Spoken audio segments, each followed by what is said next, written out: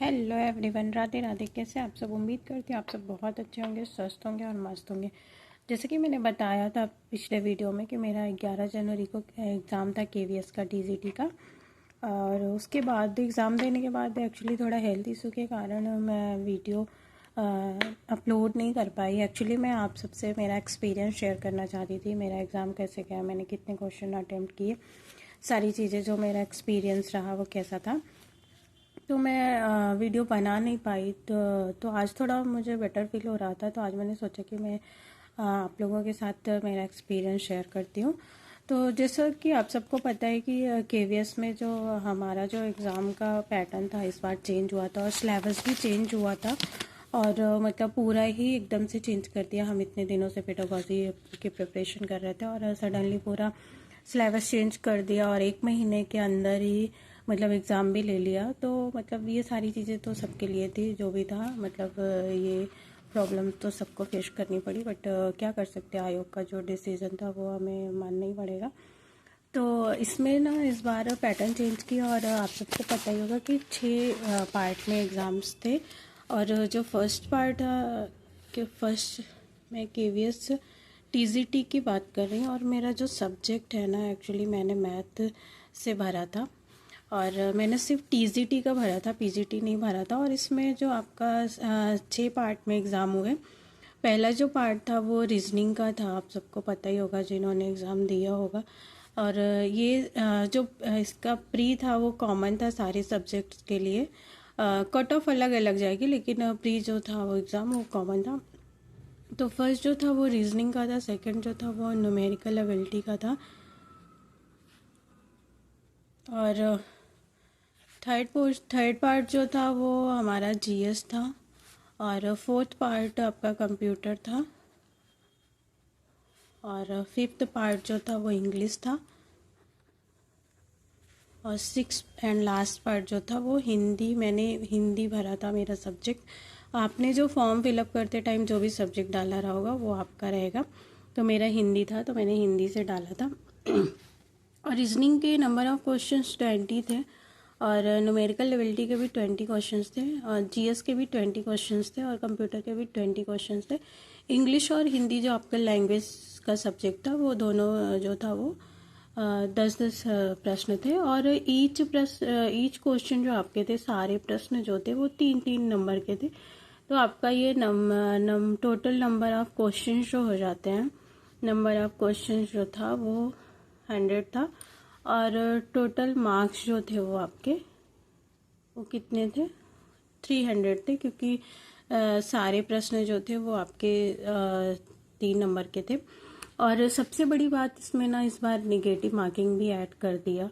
मतलब सारी चीज़ें जो भी इन्होंने चेंजेस किए सब इस बार ही इनको करने थे, तो सारे चेंजेस कर दिया, और निगेटिव मार्किंग भी ऐड कर दिया। और निगेटिव मार्किंग भी भाई 1/3 की निगेटिव मार्किंग थी। मतलब अगर आपके एक जितने भी प्रश्न गलत होते हैं उतने 1 नंबर कट जाएंगे। अगर आपके 10 क्वेश्चन गलत होते हैं तो आपके 10 मार्क्स तो सीधे सीधे कट जाएंगे, जो आपने सही क्वेश्चन किए थे उसमें से। और बाकी जो गलत होते हैं वो मतलब वो तो कटेंगे, उसके 0 मार्क्स तो मिलेंगे ही आपको। तो ये चीज़ भी इन्होंने ऐड की। और अगर मैं मेरे एक्सपीरियंस की बात करूँ, सबसे पहले तो मैं डिफ़िकल्टी लेवल की अगर बात करती हूँ कि डिफ़िकल्टी लेवल क्या था, तो पेपर का जो डिफ़िकल्टी लेवल था, जो मुझे समझ में आया, जो मैंने बात की मेरे फ्रेंड से, और जो मुझे रिव्यू मिला ना, वो मिला कि मॉडरेट था, मॉडरेट से टफ़ था। मतलब हम इजी तो नहीं कहेंगे, मॉडरेट से टफ़ लेवल था इसका। और मतलब लेंदी था पेपर। जिसका भी सब्जेक्ट मैथ रहा होगा तो उनके लिए तो थोड़ा सही था कि मैथ्स और रीजनिंग उन्होंने अटेम्प्ट कर लिए होंगे अच्छे से। और जीएस तो ना भाई, मतलब मुझे तो बहुत ही टफ क्या, मुझे तो समझ में नहीं आया कि मतलब क्या था। मुझे तो लगता है कि अगर आपने 10 क्वेश्चन भी अगर किसी ने सही सही किए होंगे ना, तो उसके मतलब उसको बोला जा सकता है कि उसने अच्छे अटेम्प्ट किए जीएस में। और मेरा हिंदी अच्छा था, मतलब हिंदी में मेरे 10 आउट ऑफ 10 मतलब सारे क्वेश्चन सही हुए हैं। इंग्लिश में मेरे 3 से 4 क्वेश्चन जो हैं वो गलत हुए हैं। जो मैंने अदर चैनल पे जो मतलब जो आंसर की मैंने मैच किया, अभी ऑफिशियल तो आई नहीं है, तो उसके अकॉर्डिंग मेरे 3 से 4 क्वेश्चन इंग्लिश के गलत हुए हैं। और कंप्यूटर ठीक ठीक था, मतलब जैसा मैंने सोचा, क्योंकि मेरी पढ़ाई हो नहीं पाई थी उतनी उस हिसाब से, तो जिस हिसाब से मैंने सोचा था उतना नहीं था, ठीक था कंप्यूटर। ज़्यादा नहीं किए थे मैंने, 10-12 प्रश्न किए थे तो ठीक था मतलब। और जीएस तो भाई मैंने सिर्फ 5 से 6 क्वेश्चन अटेम्प्ट ही किए थे, मतलब ज़्यादा तो मैंने अटेम्प्ट ही नहीं किए, तो और उसमें से जो गलत हुए वो गलत भी हो गए उसी में। और न्यूमेरिकल एबिलिटी मेरा ठीक था, मतलब 5 क्वेश्चन इसमें गलत हुए हैं और 5 मेरे रीजनिंग में गलत हो गए हैं। क्योंकि क्या होता है ना कि आपको एग्ज़ाम में मतलब क्वेश्चन आते भी रहते हैं ना, तो मतलब पता नहीं क्या होता है, दिमाग कैसा चलता है। जो क्वेश्चन आते रहते हैं, जो इजी रहते हैं, वो सब भी हमसे गलत हो जाते हैं। ये एक ह्यूमन एरर है और हम सबको इसी पे थोड़ा काम करने की ज़रूरत है, क्योंकि ना मेरे क्वेश्चन मैंने इतने सिली मिस्टेक्स किए हैं ना, मैं आगे घर पे आके जब मैच कर रही थी, मतलब इतने छोटे छोटे मिस्टेक्स किए हैं ना। और मैं अगर आपको कंप्यूटर की बात मैं अगर आपको दिखाती हूँ कंप्यूटर में तो भाई ये वाला क्वेश्चन देखो, तो इसमें ना मतलब मैंने सिर्फ लास्ट के देखे, मैंने जीबी और टीबी देखा और मैंने सिर्फ इसको टिक कर दिया, असेंडिंग ऑर्डर में करना था।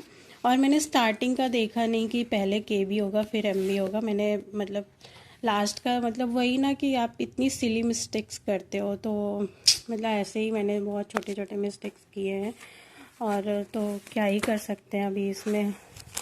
और एक क्वेश्चन मैं और बताऊंगी जो मैं हमेशा, मतलब जब भी मैं एग्ज़ाम देती थी, बैंक एग्ज़ाम देती थी, तो वो उसमें भी मैं हमेशा सही करती थी, और इस बार पता नहीं मेरा दिमाग कहाँ था, वो भी मैंने गलत कर दिया कि ऑपरेटिंग सिस्टम का जो काम होता है, तो वो भी मैंने मतलब पता नहीं क्या मेरा दिमाग कहाँ चल रहा था, मुझे समझ में नहीं आया, मैंने ग्राफिक्स एंड प्रेजेंटेशन कर दिया इसमें, जबकि होना चाहिए आपका फर्स्ट जो होना चाहिए। तो ऐसे ही मैंने मिस्टेक्स किए हैं, तो मेरा मतलब ओवरऑल जो पेपर का अगर मैं एनालिसिस बोलूँ तो अच्छा, बहुत अच्छा तो नहीं कह सकते हैं, मतलब ठीक था बहुत।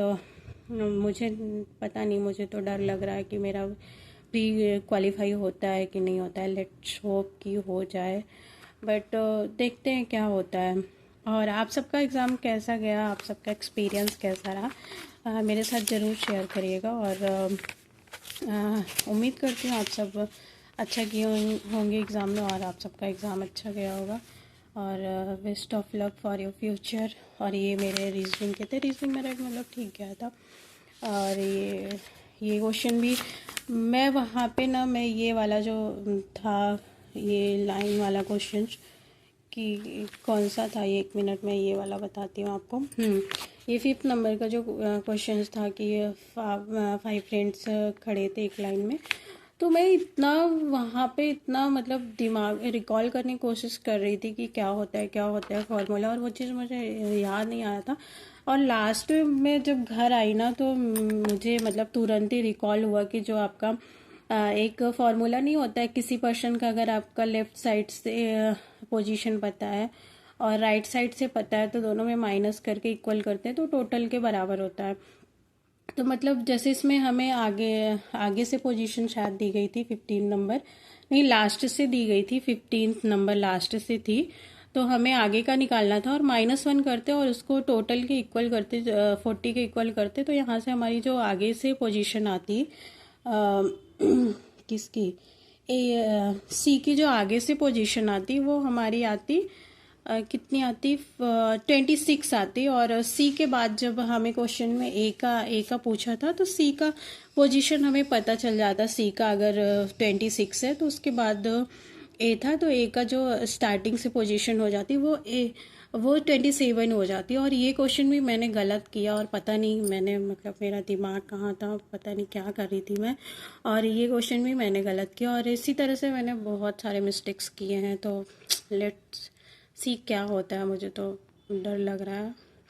और आप सबका एक्सपीरियंस कैसा रहा, आप सब ज़रूर मुझसे शेयर करिएगा। Thank you for watching, bye bye.